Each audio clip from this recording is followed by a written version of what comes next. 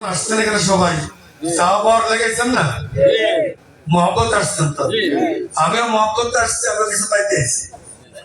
আমার কথা পরে কমু, ঠিক আছে?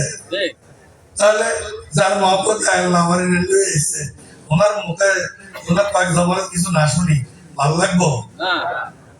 উনি যদি কিছু বলেন তাহলে আমি কমু, নাহলে আমি কিছু কমু।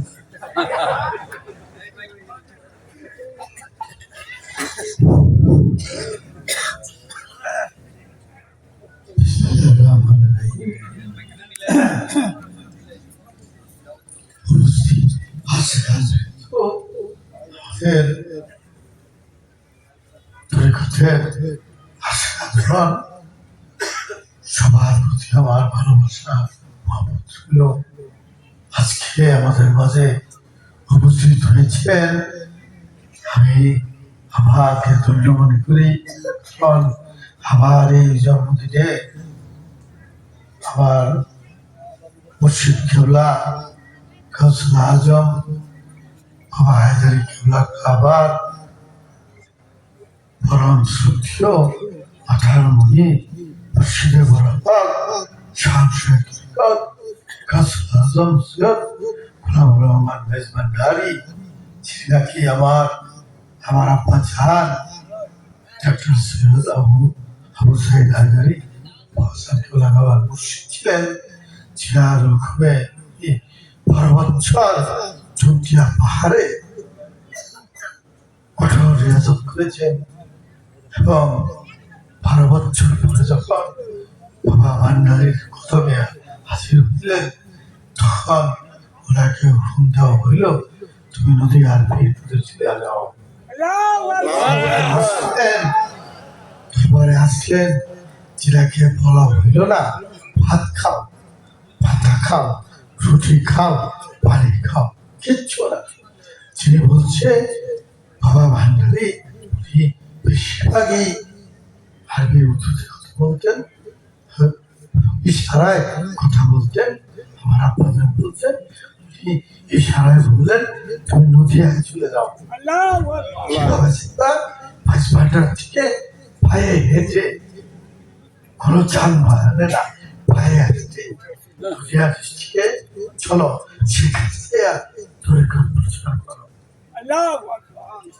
ওই দিনে যেদিন তিনি পাহাড় থেকে আসলেন 12 বছর পরে, সেই দিনেই সেই মুহূর্তেই হুকুম হলো তুমি নদিয়ায় চলে যাও, তরিকত প্রচার করতে।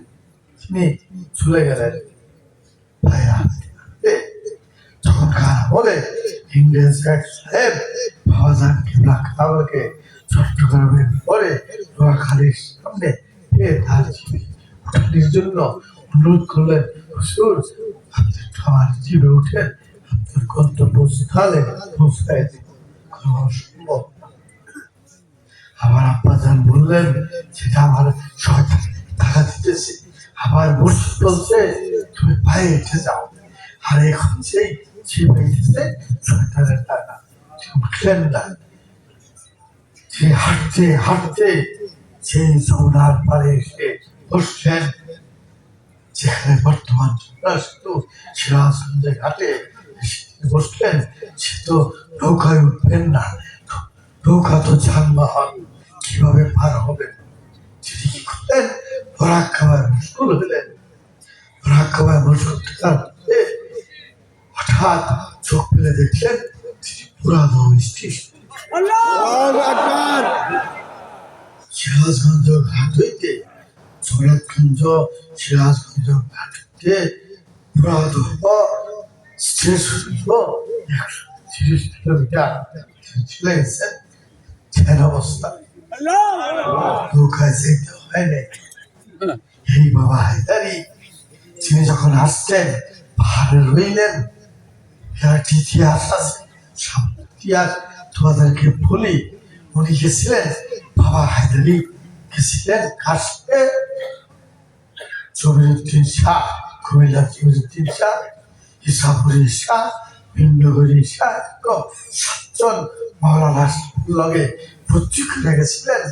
আব্বাজান যখন কলিকাতা আলিয়া মাদ্রাসা থেকে টাইটেল পাস করলেন, এরা এসে বললেন মাঝবান্ডার একটা বন্য পীরের আবির্ভাব হয়েছে, সে থেকে গান শুনে হেদায়েত করে আসি।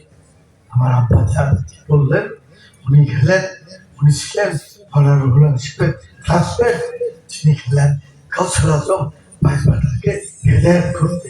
কি করতে? উনি যখন হাজিরহাট থেকে ঘোড়ায় উঠে যাইতেছেন, তখন যানবাহন ছিল না, ঘোড়ায় যাইত। আজ ভান্ডার পাড়ের সীমানে যাওয়ার সুযোগে ঘোড়ার ভিতরে ঢুকে না। কি ঘোড়া ঢুকে না? তখন উনি বললেন যে, আমি বুঝতে পারছি যে এই ভণ্ড ফিরে কোনো কেরামত লাগছে, ছাত্র ছাত্র হয়েছে।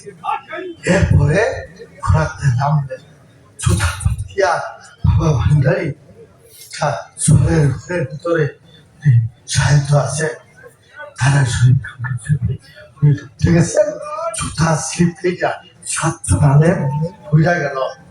তখন বললেন, এখানে ফিরে ঢুকলাম, মানে জাদু টাদু আছে।